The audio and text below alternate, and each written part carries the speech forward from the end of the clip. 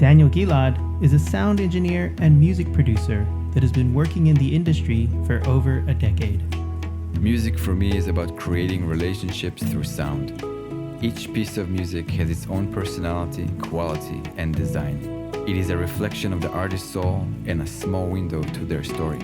Daniel has provided services for live sound, studio production, mixing, and mastering to some of Hawaii's finest artists. It is my job to be able to translate it and shape it to be shared with the world. Traveling the globe has exposed Daniel to a variety of music, cultures, and relationships. He brings this breadth of perspectives and experiences to his craft and has worked in many different genres, including folk, rock, hip-hop, world, pop, sound healing, and meditation.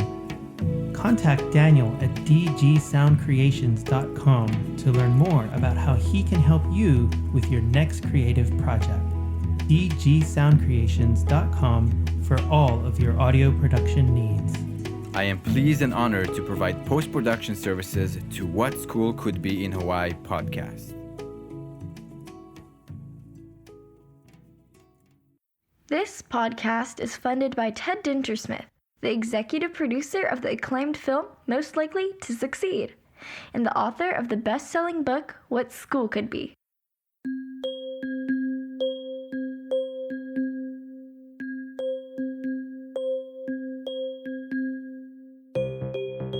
Hey everyone, this is the What School Could Be in Hawaii podcast. I am your host, Josh Rapoon.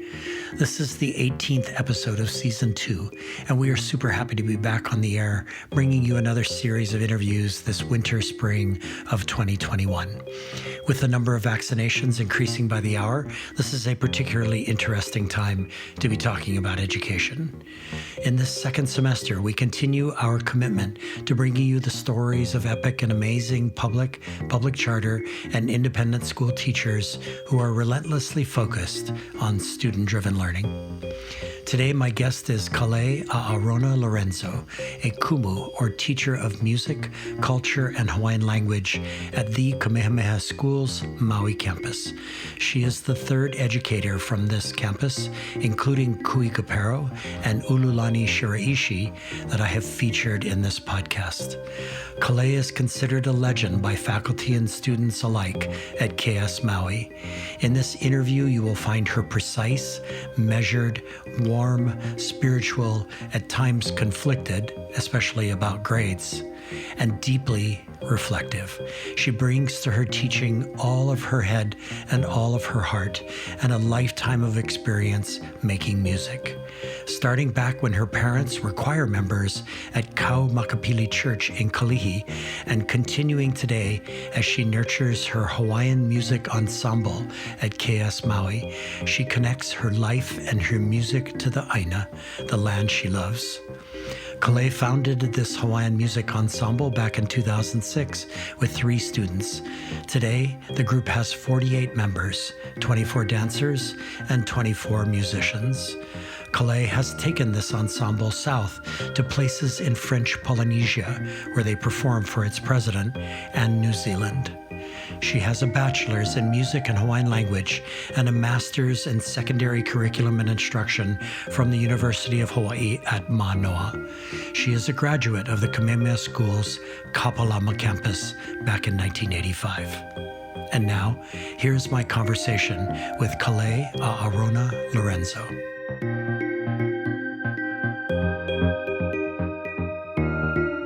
Kalei, welcome to the podcast.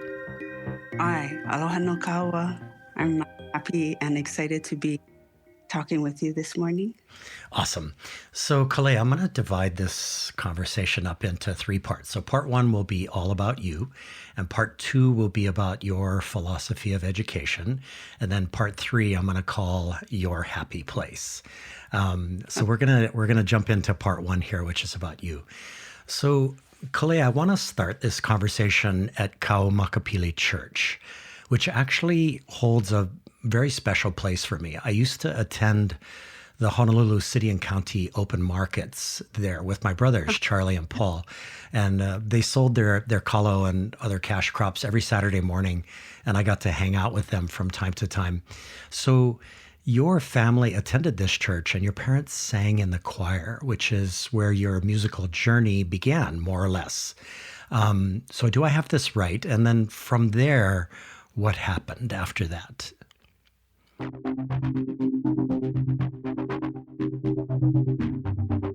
It's funny you mentioned that. So my grandparents were actually caretakers of this church, Kaumakapili, and my parents got married there. I got married there, and the open market, that was.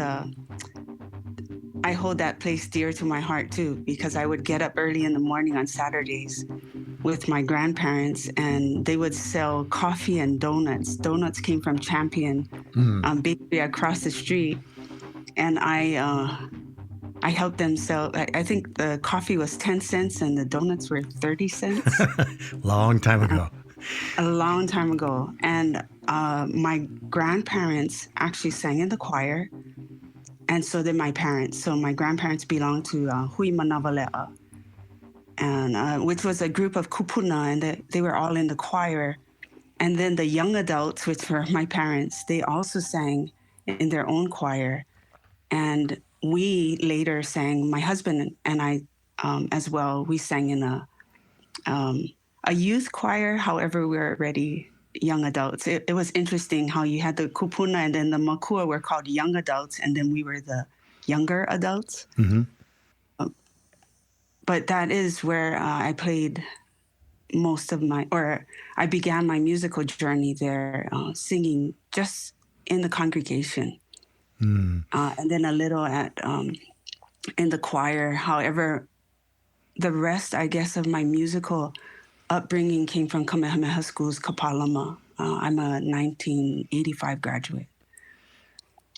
So I think I've always been singing in church and also in school, and playing in the band since 5th grade. And I played the trumpet, and I marched in the Kapalama's band. So I was in band all the way through. Even a year in college, I was still playing trumpet, but I developed a love for playing the bass. So I did my audition for University of Redlands in California. I did my audition on electric bass. And the person who actually helped me with my audition piece was Dale Nita. And the interesting thing about Dale Nita is when I got the job at Maui campus, Kamehameha School's Maui, Dale Nita was there. He was the choir director, and he goes, "Hey, do you remember me?"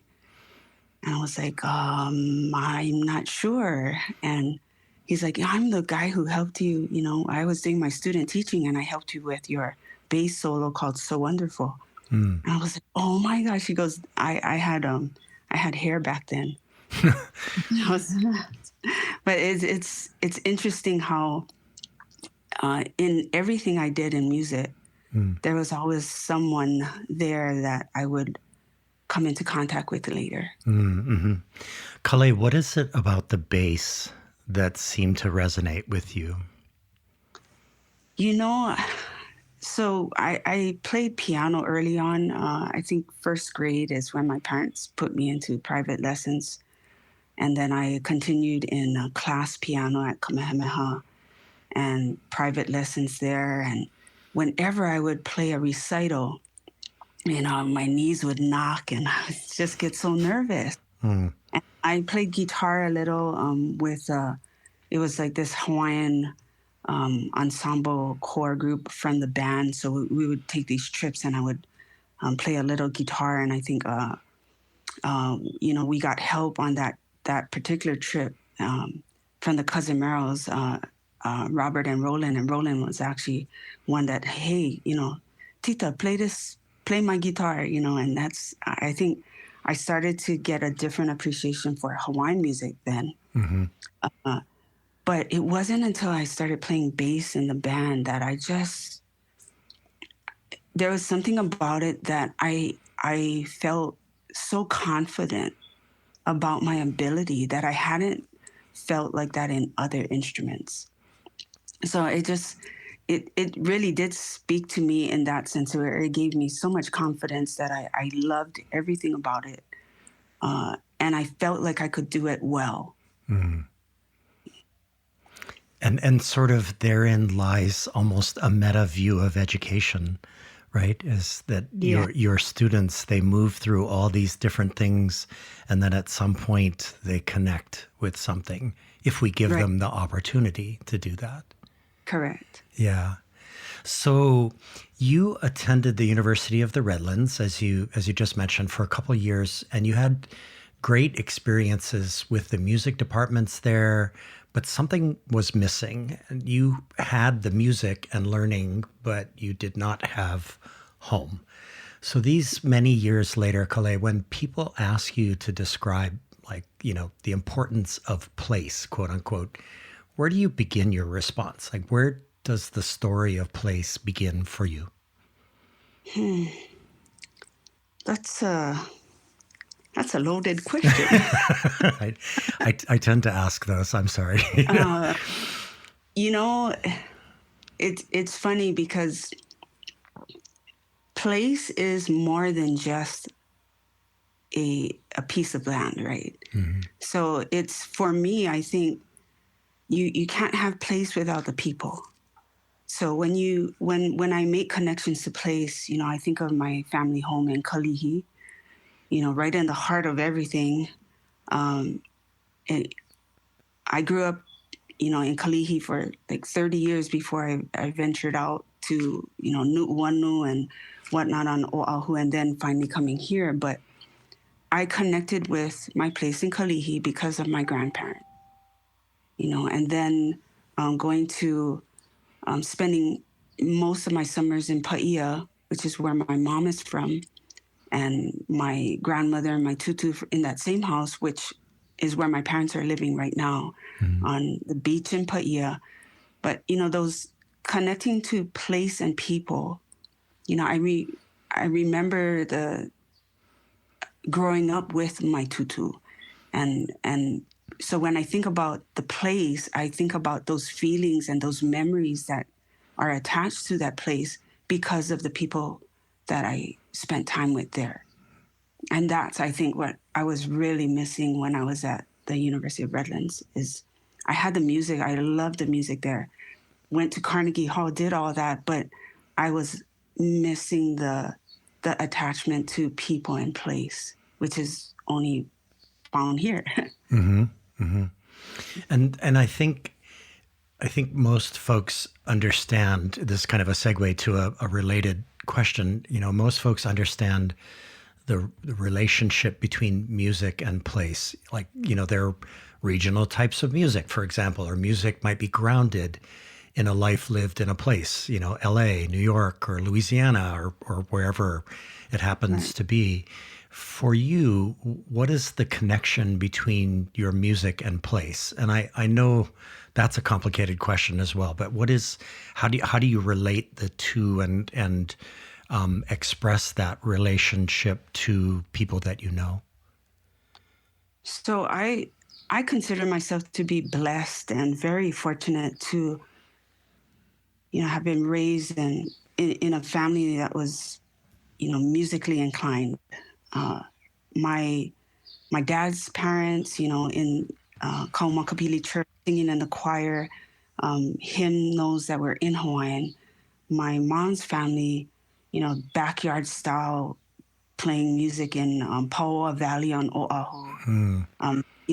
We had like my uncle who lived next door and auntie, they sang, and my uncle played the pakini bass, and my grandmother played guitar. And, she would always, she was the one I learned, like, okay, second G and all that stuff. I was like, second G. And I get it now.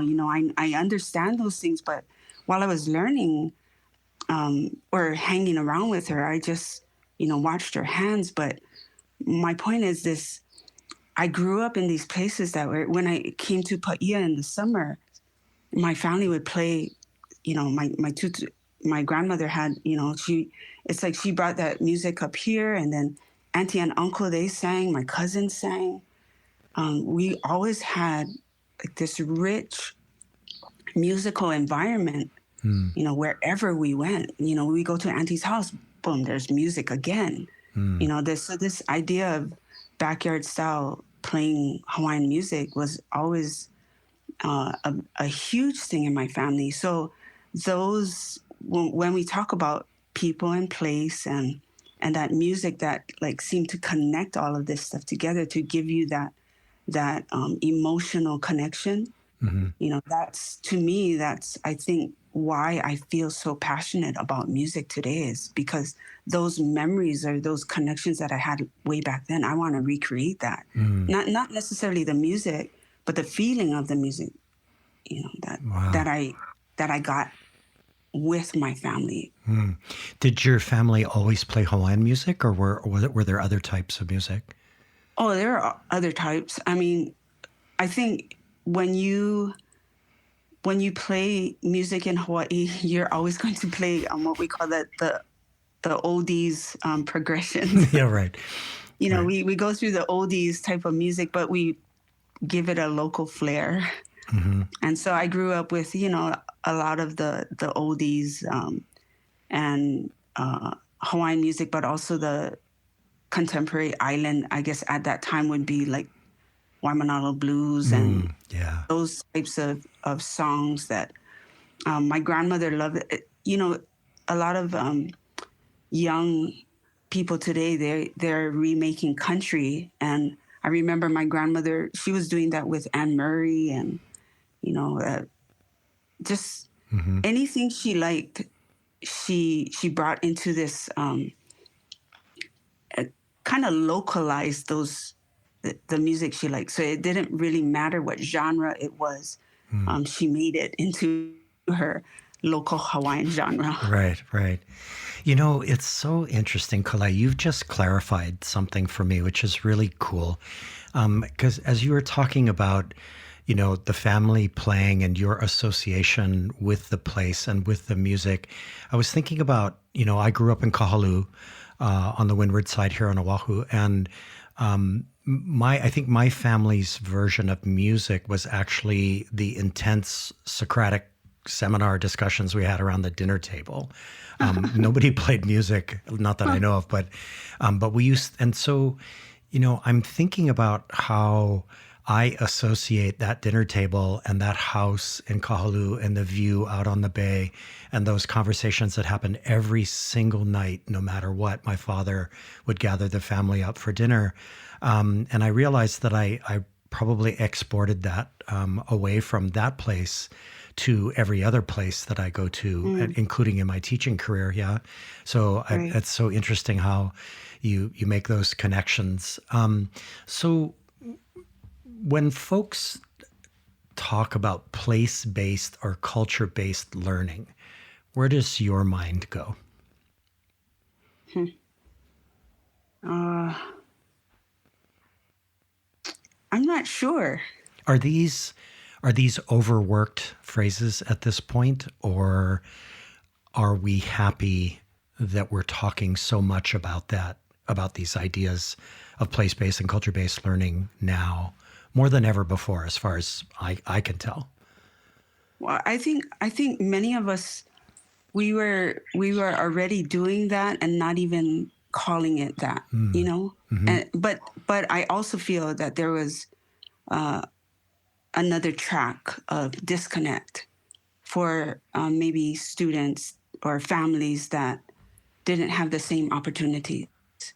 So I am happy that we're focusing on that, place-based and culture-based, because I know there is a disconnect, families not having maybe their kupuna to teach them, or, moving away because of financial things and just getting disconnected in that sense. So I'm happy that we're talking more about it. But I don't think I've ever not had that as part of who I am and what I teach. So my focus was never on it as a separate entity. Yep. It That was makes sense. just part of the mesh, part of the whole Yeah. thing. Hmm. Yeah. So you have described a lifelong, and by the way, thank you. You shared an interview that you did with a music professor out of Michigan, I believe, if I've got that right. And I read through that. And so you've described a lifelong sense of urgency to save the Hawaiian language. And I resonate with this, Kale, because while at the University of Iowa, I came face to face with my own heritage, which is Welsh, and the history of how the English tried to eradicate the Welsh language and make the Welsh people English. And so my question is about teaching and learning. So most students, I believe, learn a language because it might help them during a future career, like, learning Chinese or Japanese, for example. It feels to me that the desire to speak and read and think in Hawaiian is grounded in other, maybe less materialistic goals. So how do you approach all this with your students at Kamehameha Schools Maui? Well, I've always been taught, I guess, that language is the key to one's culture. And having many of us be disconnected to that culture, that language is so important and key to, finding out how to connect back to, things that we lost or that we're missing in our lives. But for me, it was very personal. As a student at Kamehameha Kapalama, I didn't realize when I was in Hawaiian language classes that my grandparents were native speakers. Wow. I grew up in this home with my grandparents, and I didn't even realize they were native speakers until I was maybe a junior in high school. And I also didn't realize that I had so much vocabulary in the language that I didn't even realize that was Hawaiian. It was just the language of the home. And when I started realizing all these things, and that moment, I was working on a prayer, a pule, for school, and my grandmother said, "What are you doing?" I said, "Oh, Grandma, I need to write this pule for school." And she said, "Oh, let me help you." So she started speaking, and she's helping me, and I'm like, "What?" And it was at that moment that she started to she opened the door literally and shared with me all these stories, about her grandmother being a chanter in Kalakaua court, and sending a limo when he was sick to the home. And the limo at that time was horse and buggy. Right.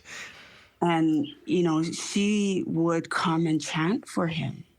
Wow. As just a healing. And all these things, it's like, if you're in a dry bed stream and then the water starts. Yeah, flash flood.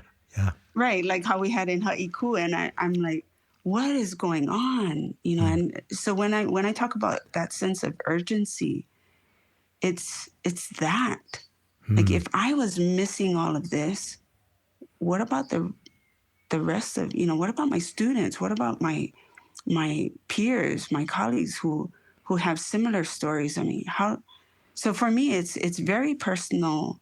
It's not just a language that I learn and I teach in the classroom, but something that can unlock these doors maybe that have been locked for years, that will give little insight as to who we are or where our kupuna have walked. And, and this really is how I teach, so when it comes to grades, it's very challenging for me to teach with a grade in mind, because I don't have that as my goal. We're going to get into that a lot in part 2.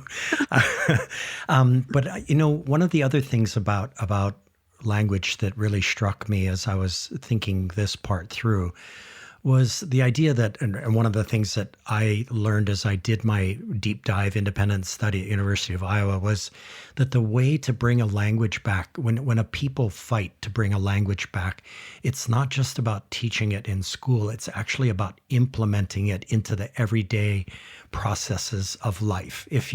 In Wales, one of the major victories, Kalei, was that they got Welsh back as the language for getting your driver's license renewed. You could do it both in English and in Welsh, and that was a major victory for the return of the Welsh language. So my question is about in what ways do you explore those kinds of things with your students as you're working with them to become proficient in the language?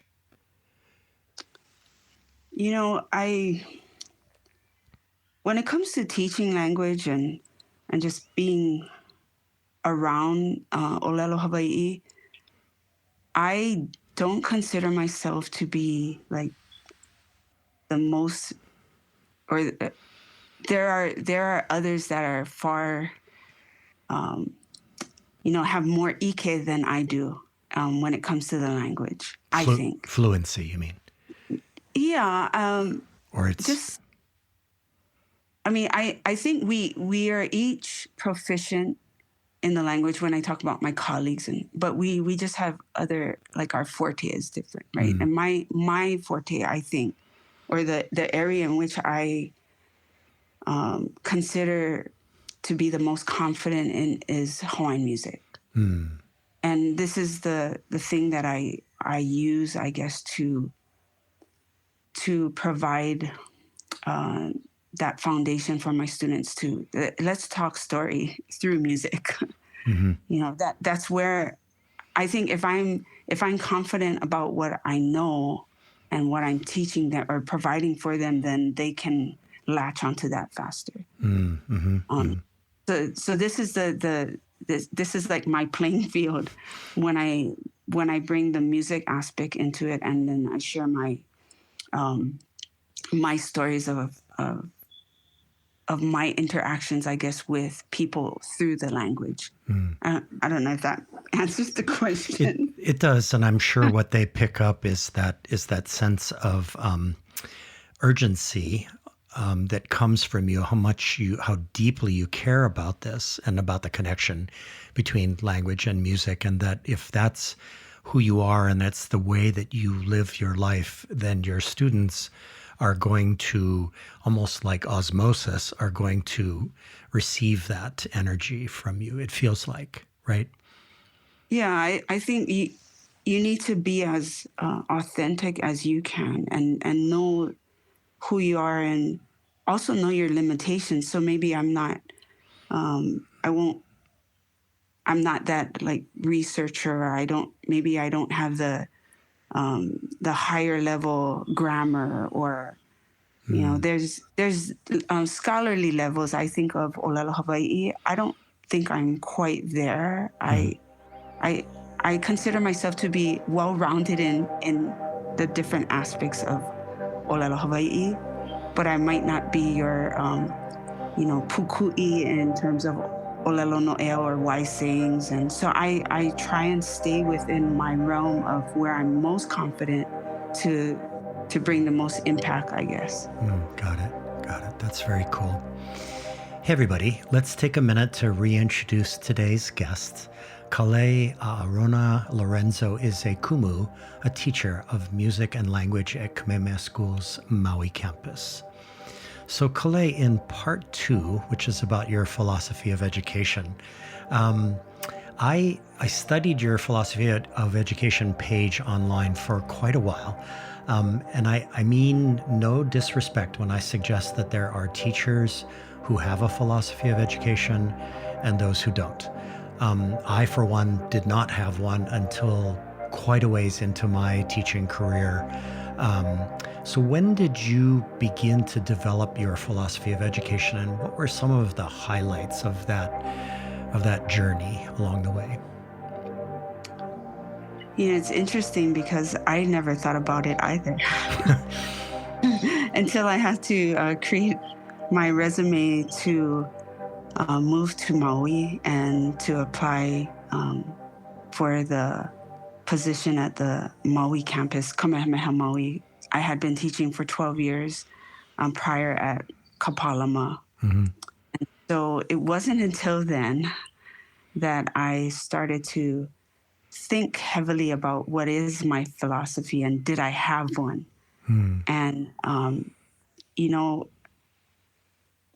I consider myself a pretty simple minded person.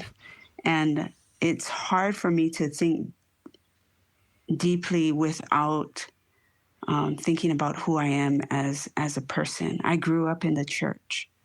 So everything I know and everything I am is with Keakua as my center, to have God as my center. So we were always taught God is love. Yeah, aloha keakua. And so I think that really is my philosophy is having aloha all the time, every time. And if you lead with aloha or you have love in your heart for what you're doing and who you're with, then you can share your mana'o. And it'll be authentic and genuine, and that's my foundation. So everything is based on that, and not so much the curriculum and the content of what I teach, but if I have that sense of aloha for whoever I'm talking to, and when I teach, I think of that as a conversation between me and the student on whatever it is whatever the content is, it's we're talking story about this thing and let's find this out together. But having that foundation of aloha and that mutual respect for one another, I think that's what keeps us glued together. And along the journey, do you find yourself, in moments where you're realizing that your philosophy of education is grounded in bedrock and yet at times fluid and changing because of changing circumstances in your life and your time with the kids? I think my philosophy is always the same, to have aloha and to have compassion and this sense of mutual respect. But I feel that I'm so much better as a teacher today because I am learning how to adapt, to change by reflecting on what I do and to listen to my students and what they need. Actually, Kale, that's the perfect segue to my next question.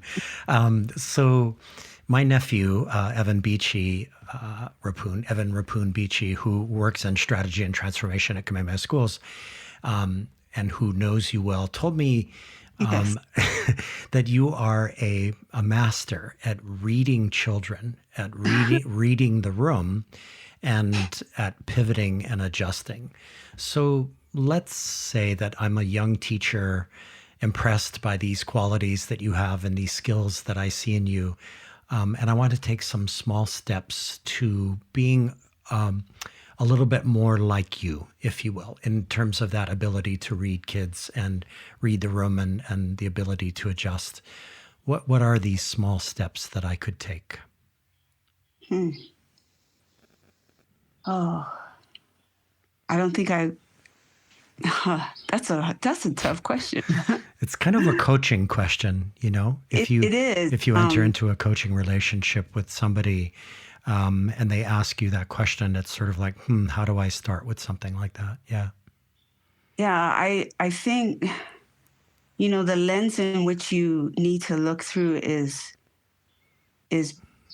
has many facets that it's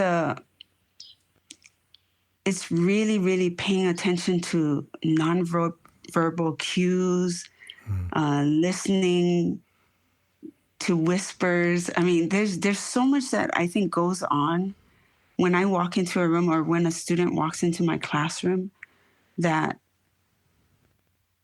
you need to look at the unknown of that person when they come in.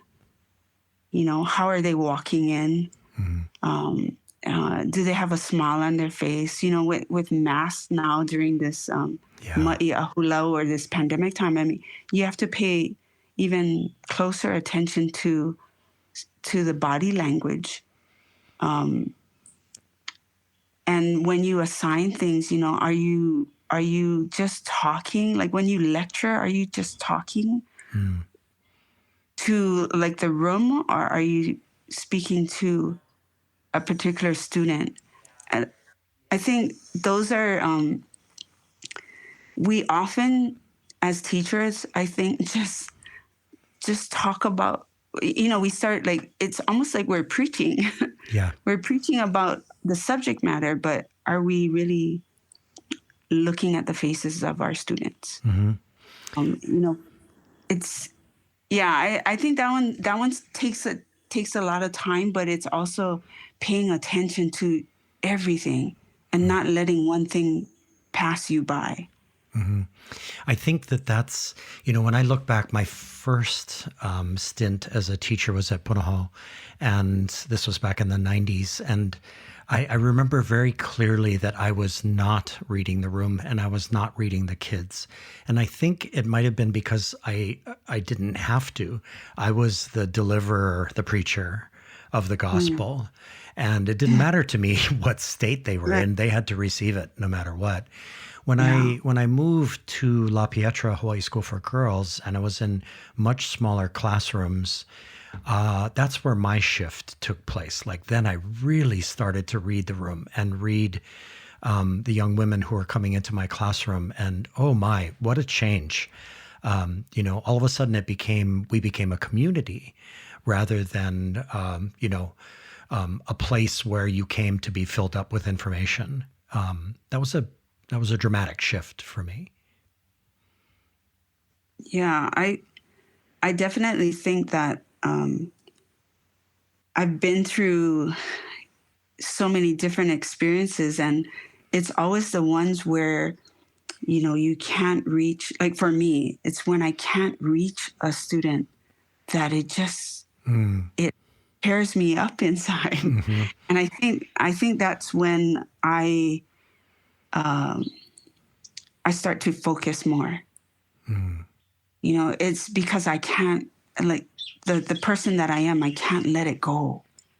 You know, I see that as a failure if I can't reach a student. And so I start reflecting and analyzing more of what I do and what am I missing or what am I not seeing. And I think that's really important if you want to make those connections with your students, that you have to constantly analyze you and what you're giving them or what you're providing for them. Right. Wow. So slight shift in direction, but more sort of technological. Evan also told me that you're an early adopter of education technologies such as Canvas and Screencastify. And the reason why I was telling me this is because, again, it's referencing that adaptability that you have, your ability to pivot in particular moments. So what are your thoughts, Kalei, about these tools in terms of capturing student learning? Like how do these tools mesh with your philosophy of education? So first of all, I'm a geek. I'm a nerd. I'm such a nerd. It's funny because I get into that stuff. Like I like technology, and math was one of my fortes in high school and in college, and I tutored math, and that's the kind of person I am, is music and math. So I like technology, but I found that I needed something to help me, and I, Kelly Kua, I think she, or even before I moved to the Maui campus, I started doing web design, and I would actually build websites at Kapalama, and that's just the geeky side of me. But I think I always try to look at ways to capture student learning in a way that was more appealing to me and to them. I couldn't just read. I research a lot. So I read through research, but I don't like reading. So I always try to find different ways to like bring video in and so forth. So having that, when I came to the Maui campus and talked to Kelly Kua and tried to do flipped classrooms to find ways to spend more time with students while we were in the classroom and putting content, using Canvas or QuickTime videos and, whatever it took, like the screen captures and screen flows and to do tutorials and whatnot. I think all those came out of trying to find time to not only capture student work, but also to provide ways to have students work on their own independently while I talk to them in class. So finding more time to have personal connections in class, providing the work in its like flipped form, Right. so that we could free that time up in class. Right. Wow. That's so interesting. So continuing on kind of in this vein, and Kalei, this next part, really, I think you might consider me completely insane for asking you this. But look, as nutty as this sounds, like you shared a folder with me that had a whole bunch of information in it, including all of your transcripts from the University of Hawaii at Manoa. And I spent, and this is my geeky time, right? I spent a fair bit of time diving into your undergraduate and graduate records that were there. And you earned a lot of high grades. But what really got me thinking were the courses, psychology, sociology, chemistry, where, at least based on your grades, I don't know anything about your motivation, you seem to struggle. So here's my question. You're thinking, I know you're thinking like, wow, this is crazy. So I'm struck by the idea that beyond how hard you worked in your many undergraduate and graduate courses, these transcripts reveal little about you, your skills, your habits, your dispositions, your head, your heart, the work of your hands. So what are your thoughts about this? Okay, so getting to those grades, I want to talk about those grades because they're I think they are pieces that I guess helped me to stay focused and also provided empathy for students and helped me to maybe be a better coach for students of things to do and not do when they're in college. So I overloaded every single semester, I think. It sure looked like it. Yeah. And there were a few classes, I think psychology, I did unit mastery, which basically is you just do it on your own. You read the book on your own and you take the test. Yeah. And I think I left it till like 2 weeks before the end. And I did half the course in those 2 weeks. And by the time it came to that last day, I was like, okay, C is fine. I got to move on. I have too much things to do. So that was definitely a learning experience where I realized that this is not the way to go. Like, what did I learn in the end? Did I learn anything, or did I just learn how to read a book fast and take tests? So I think that was a great experience for me because it helped me to bring that knowledge into my teaching of how to, teach kids about, here are some things that I don't think you should do because, So I mahalo that experience. There was another course, though, sociology. I think that's the one I use a lot.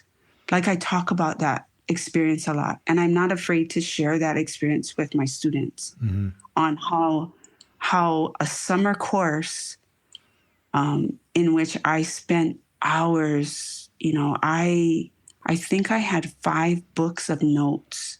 Like, I took notes massively now. I took notes. I could tell you so much, meaning I learned so much from that class on what I took away from what the professor was saying and what I put in my notes. However, every test, and there were only two tests, 40 questions, 40 multiple choice questions. And that was your grade for the course. Yeah. And it had nothing to do with any of my notes. It was just straight from the book. So I also mahalo that experience because that taught me of what I don't want to be as a teacher. I didn't have any connection with that professor at all. He preached, and I learned so much from him, from his notes, but not from him as a person. And I think that drives me today to realize what's important in teaching is that sense of aloha and building relationships with your students so that you can provide them access to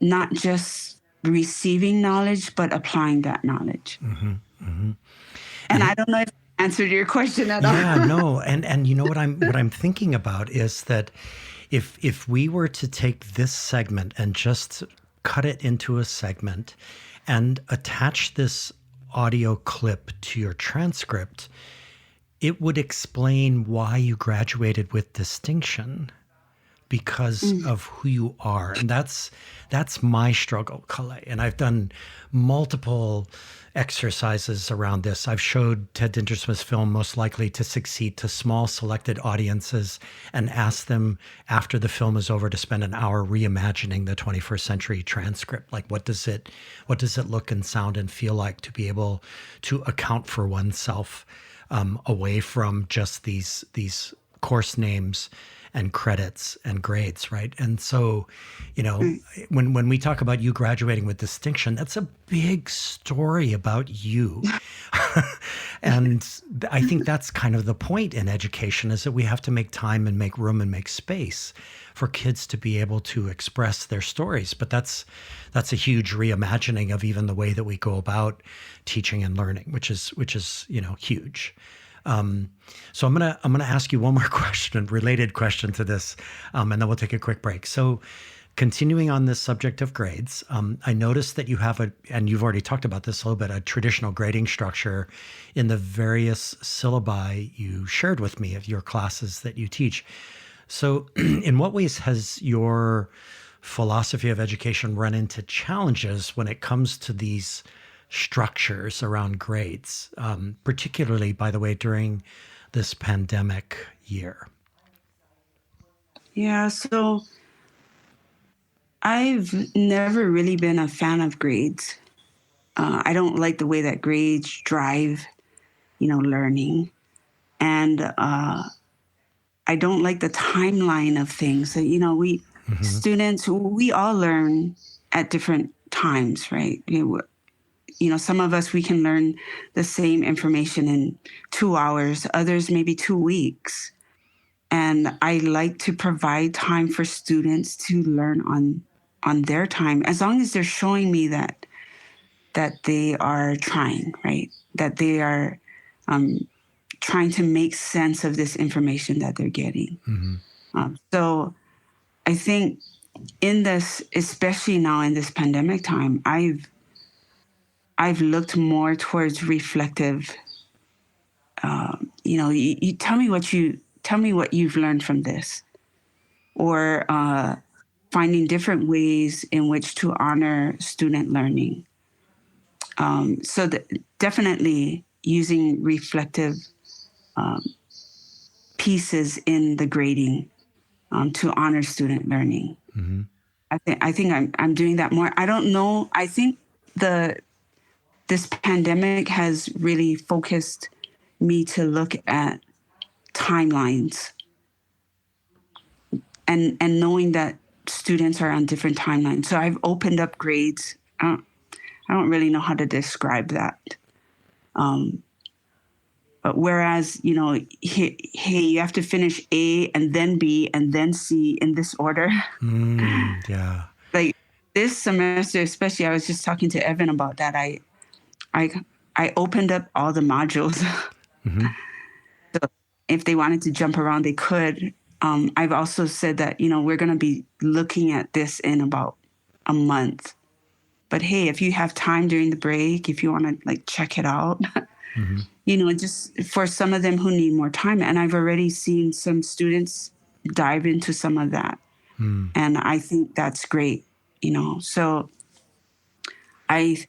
I'm always one to honor the work before the timeline of the grade. Mm-hmm. Mm-hmm. Like if I can provide more time for students to show me what they can do, then I'll give that time to them. Mm-hmm. I just want to share a quick story before we go to break. Back when I was teaching at La Pietra and I was teaching AP US history, which, along with the other AP courses, is arguably one of the worst grinds that you can put any kid through. It's 400 years of history in 1 year, a mile wide, an inch deep. And I remember at some point, Kalei, I just got so frustrated. I was like, I'm not going to do this anymore. I'm going to teach the course backwards this year.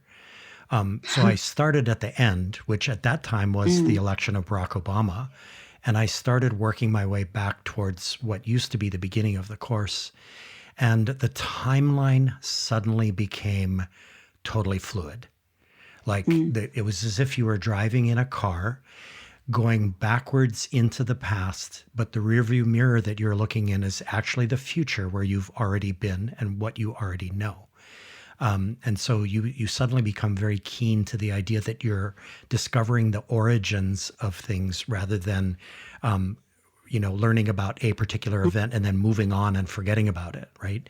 Right. And I'm so impressed with the way that you pivoted and began thinking about time and about potentially the reordering of things always being A, B, C, and D, but you give it over to the kids and go, well, maybe you don't have to do it in that order. And they go, oh, maybe C makes more sense before A. Mm-hmm. And you're like, oh, okay. If that's the way you see it, that's super interesting. Anyway, you've clearly got my brain fired up here. So hey, everybody, stay with us. After this short break, we will come back with more questions for Kalei.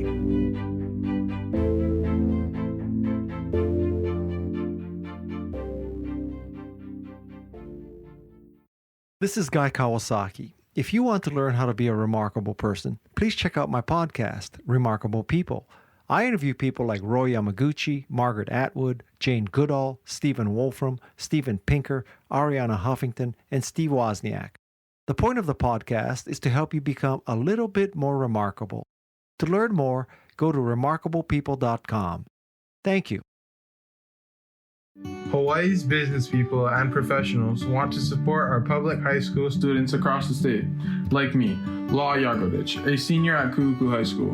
And Hawaii's teachers and other educators want classroom speakers, curriculum advice, contest judges, mentors, and other support from businesses and nonprofits. The Climb High Bridge is Hawaii Department of Education's official platform to connect the two communities. It's like Match.com, specifically designed to connect businesses and schools.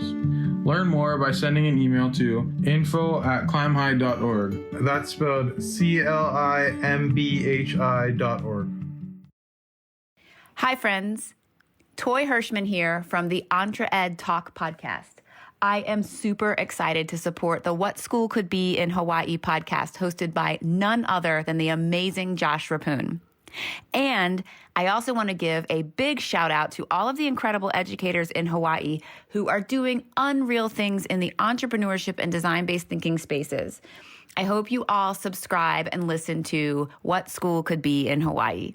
And also, hey, why not check out the Entre Ed Talk podcast, where we interview stellar entrepreneurial educators and entrepreneurs from across the country and globe. I cannot wait to connect with you.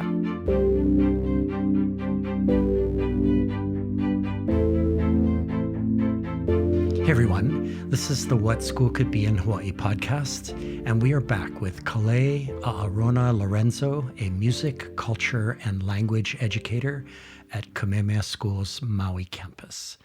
So Kalei, this is part 3, which I'm calling Your Happy Place. So a couple more questions for you in this last section.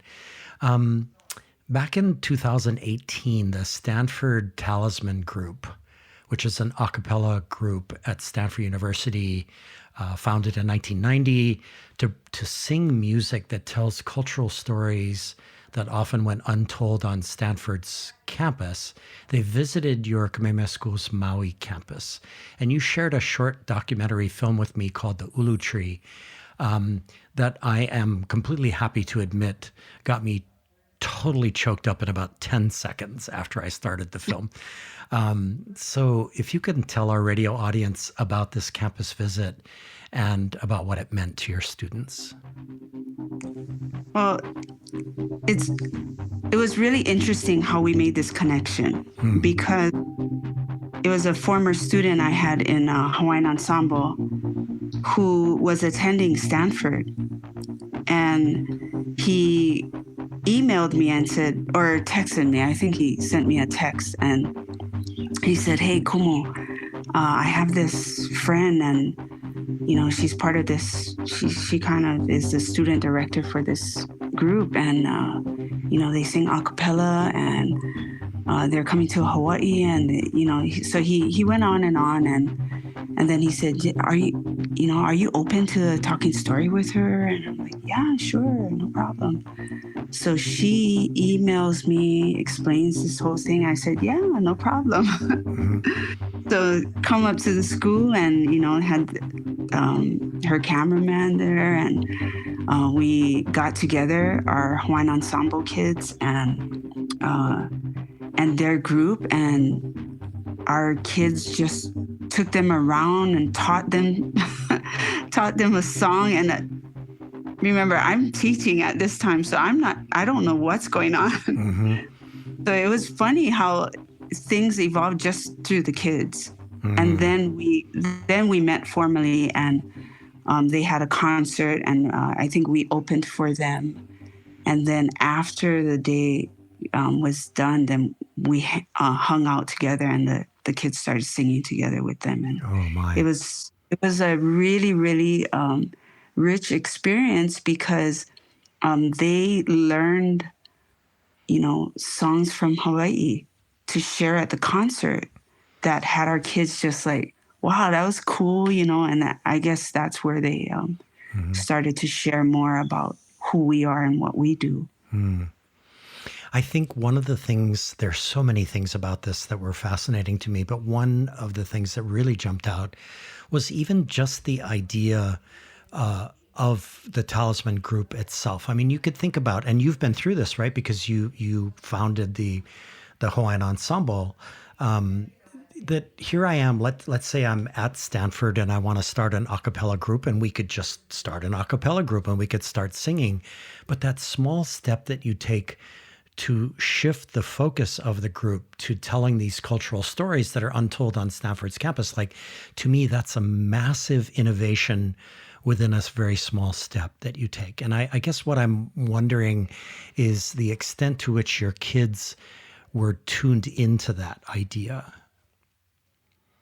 Yeah, I definitely think that it was very intriguing for them to see not just that the student group was, they directed themselves, and they each played a part in the story. That like each of them came up with, hey, let's do this. They each had a voice. I think that was an important thing about that group that resonated with our students, is the fact that it was like each of them had okay, we have a connection here, we're going to tell this story. I think that was the powerful thing about that group, in that they were not only extremely gifted individuals who had different, they had different, they were in different areas of academia. Okay? Like we have some, I think, chemistry, science majors in there, and then there were some mathematicians, and they had different walks of life, and yet they all sang. And so they each had different like academic stories, right? But also their cultural stories. They each of them took like a different part of who they were, like a Korean story, and and they brought that to the table. I think that's where our kids really, they could see themselves in there. And if you were going to construct an empathy project, that's it, right? Yeah. I mean, when you're telling other people's stories, you have to walk in their shoes. I mean, wow, that's so amazing. Okay, so Kalei, this time has gone by super fast, and it's been absolutely fantastic. I have one more question, and it's kind of a big one to ask you. So I want to return to your Hawaiian music ensemble and the website that you built for it. And by the way, super intriguing that your geekiness extends to building websites. Like that wasn't something that I completely expected, but so I can't take credit for that one. That's a professionally done one by another teacher who one day told me, "Hey, Kalei, I think we need a different, because we have a student website that, and we also have this quote unquote business corporate website." Right. Yes. So anyway, your headlines at the site are "Discover the Music of Polynesia," Quality meets entertainment, "Where music meets culture," and "Voices of the past, leaders of the future." So back a few years ago, I brought Ted Dintersmith, author of What School Could Be, which is the book that inspired this podcast, to the Waianae Sea Writer program. And what really caught us by surprise was Candy Suiso's EduPrize initiative, which fused entrepreneurship and enterprise and commerce and maker mindsets and learning into a business model that supports Sea Writer Digital. And for them, they focus on certain products like T-shirts and things that kind of put the hashtag #WaianaeProud message out there, right? So it looks to me like you and your teammates have constructed something similar to this, meaning folks can book your ensemble for their gatherings and parties. Like, so am I reading this right? Like, how does it work? And how are the kids involved in the process? So we travel a lot. Every 2 years, we take an international trip, and we focused on Tahiti and Aotearoa as our main, we continually go back to these places and reestablish our bonds with those students and those teachers that we've met there. So to go on these trips, many of our students, need financial assistance. And so we do fundraisers. And initially, we never thought it would be like this until people started donating money. And then they asked corporate groups would call and say, "Hey, we have this thing. Do you think you can do this? And we'll pay you this." And we're like, "Ooh, that's a lot." Maybe that's too much. I don't know if we're like worthy of that. But we started doing these, like I think our biggest gig was with IBM. Wow. Now our kids sang on stage with Idina Menzel, and it was just, Ron Howard was there, and the kids didn't even know who Ron Howard was. Ron Howard, do you guys not know Happy Days? But anyway, but it started from there. We needed to. Prior to this, I was getting calls, or emails. So-and-so would call us, "Hey, why don't you call Kalei up and see if their group can like perform at to sing them. The bottom line is we just wanted to share our music. Mm-hmm. It wasn't driven by money or driven by fundraisers at all. It was just, so-and-so calls us up. Hey, we have a baby party.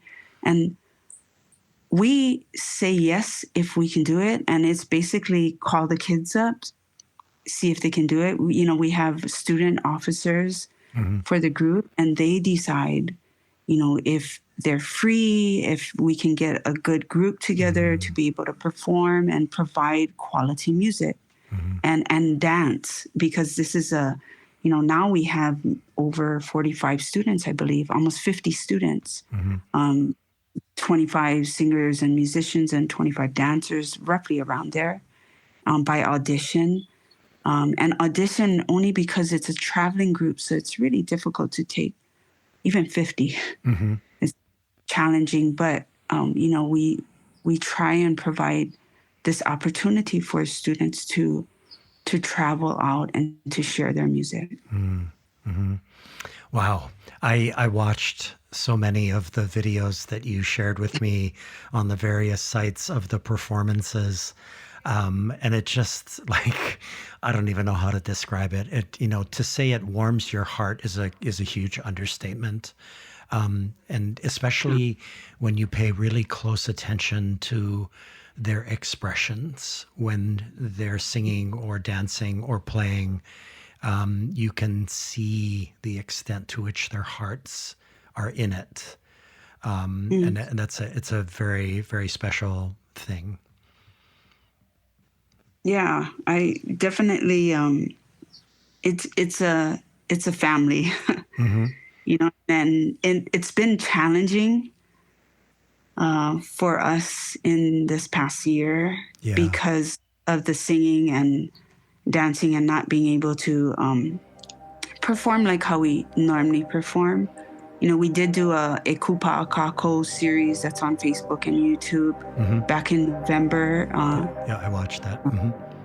Yeah, and that was, the students were so happy to perform again, but singing 10 feet apart, that was difficult. They couldn't, it was, from the students' perspective, it was as if they were singing by themselves. Yeah. And that was really, really challenging, but the opportunity to perform again in this family unit was huge for them, and they just mahalo every moment that we can spend together.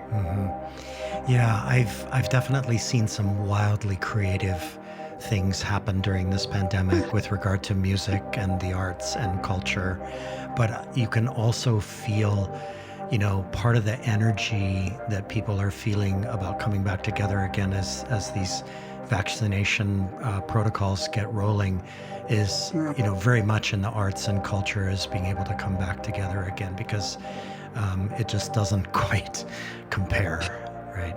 Yeah. Right.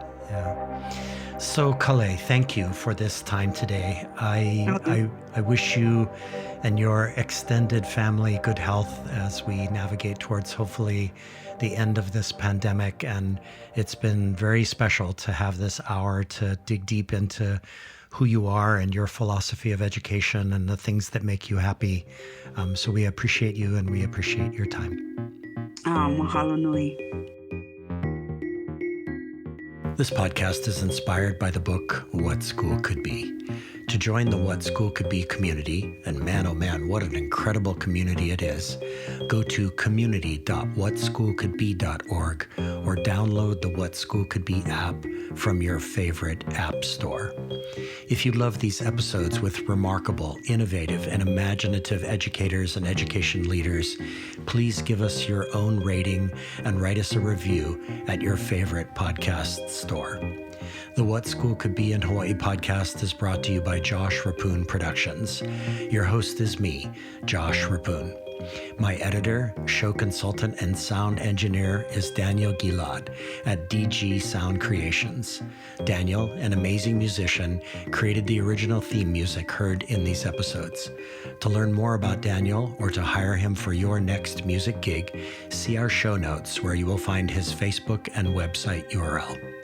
This series is funded by education change agent Ted Dintersmith, executive producer of the documentary film Most Likely to Succeed, and author of the best-selling book What School Could Be. Send your feedback to mltsinhawaii@gmail.com. Follow us on Twitter and Instagram at mltsinhawaii. Finally, please like our Most Likely to Succeed in Hawaii Facebook page and YouTube channel. Please stay safe, wear a mask, stay physically distant from one another, and get vaccinated when it is your turn. Most of all, please bring kindness and compassion into the world. The gods only know how much we need both right now. See you soon.